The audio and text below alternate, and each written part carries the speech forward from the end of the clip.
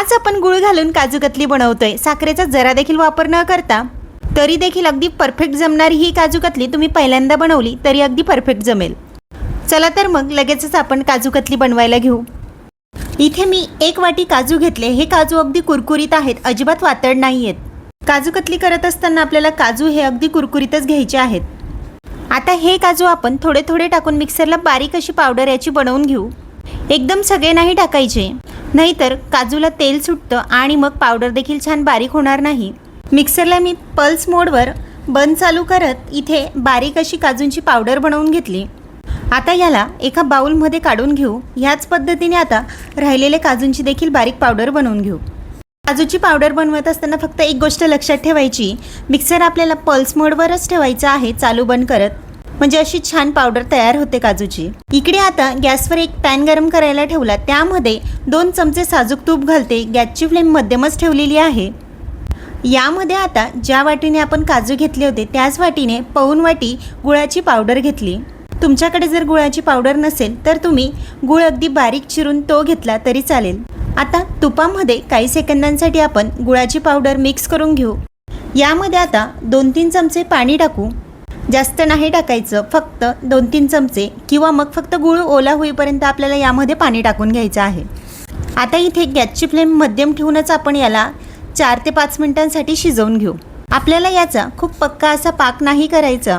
काजू कतलीसाठी लागणारा पाक मी तुम्हाला कसा बनवायचा ते पुढे सांगतेच।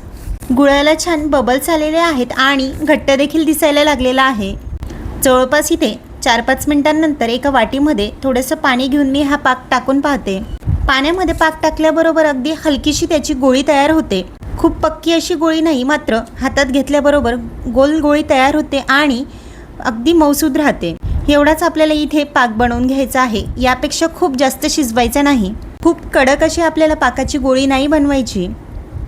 आता यामध्ये आपण काजूची जी बारीक पावडर करून घेतलेली आहे ती टाकून घेऊ। गॅसची फ्लेम मी इथे स्लो केलेली आहे। काजूच्या पावडरमध्येच मी इथे 3 ते 4 चमचे दूध पावडर घालते। दूध पावडर नसेल नाही घातली तरी चालेल, पण दूध पावडरमुळे ह्या काजू कतलीला एक बाइंडिंग छान येतं। त्यामुळे मी 1 वाटी काजूसाठी फक्त 3 ते 4 चमचे दूध पावडर घातलेली आहे। खूप जास्त देखील नाही टाकायची। आता हे जे पावडर आहे या पाकामध्ये छान मिक्स करून घेऊ। गॅसची फ्लेम अगदी लो आहे। आता पावडर मिक्स करून घेतली। पावडर मिक्स झाल्यानंतर आपल्याला 4 ते 5 मिनिटांसाठी पुन्हा हे मिश्रण छान मिक्स करत राहायचं आहे, किंवा मग अगदी घट्टसर असा याचा गोळा तयार होईपर्यंत आपण हे मिश्रण असंच फेटत राहू। 3-4 मिनिटांनंतर अगदी छान याचा गोळा तयार होतोय। पॅनला थोडंसं चिटकायला सुरुवात झालं की समजायचं आपलं काजू कतलीचं जे मिश्रण आहे तयार आहे। अगदी आपलं घट्टसर असं हे बॅटर तयार झालं। आता याला हातामध्ये थोडंसं घेऊन याची गोळी बनवून पाहू, तर अगदी छान अशी याची गोळी तयार होते। म्हणजे हे आता काजू कतली बनवण्यासाठी परफेक्ट झालेला आहे। आता लगेचच गॅसची फ्लेम बंद करू आणि याला काढून घेऊ।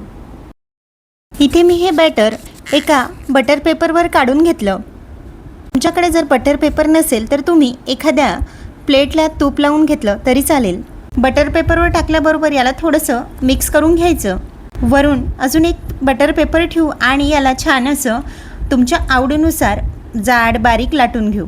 5 मिनिटांसाठी थंड होऊ दिलं आणि मग याचे काजू कतलीच्या आकारामध्ये मी इथे काप करून घेतले। आपली इथे अगदी सोप्या पद्धतीने गुळाची काजू कतली बनवून तयार आहे। साखरेऐवजी कधीही गुळ चांगलाच असतो, त्यामुळे तुम्ही ह्या रक्षाबंधनला अशी पौष्टिक आणि हेल्दी काजू कतली नक्की ट्राय करा। बाहेर मिळणाऱ्या काजू कतलीपेक्षा घरी बनवलेली ही काजू कतली कधीही बेस्टच असते, त्यामुळे नक्की ट्राय करा। कशी झाली ते मला कमेंटमध्ये नक्की कळवा। पुन्हा भेटूया अशाच एका नवीन रेसिपीसोबत।